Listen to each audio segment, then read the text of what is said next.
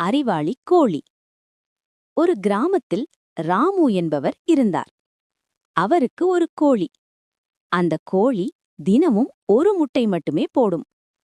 ஒரு நாள் ராமு நினைத்தார், இந்த கோழி தினமும் ஒரு முட்டை போடுறதே, உள்ளே நிறைய முட்டைகள் இருக்கும் போல. அடுத்த நாள் கோழியை எடுத்துக்கொண்டு அவருடைய நண்பன் சோமுவிடம் போய் கேட்டார். ராமு, டே சோமு, இந்த கோழிக்குள்ள எத்தனை முட்டை இருக்கும்?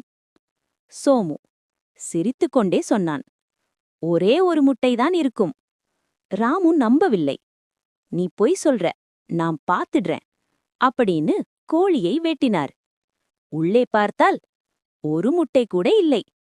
ராமு தலைக்கு கை வைத்துக்கிட்டு சொன்னார், அடப்பாவி, நான் தினமும் கிடைத்த ஒரு முட்டையையும் இழந்துட்டேனே. அப்போ சோமு சொன்னான், பேராசைப்பட்டா முட்டையும் போச்சு, கோழியும் போச்சு. நீதி சொல்லி, பேராசை மனிதனை நஷ்டத்திற்கு இட்டுச் செல்கிறது.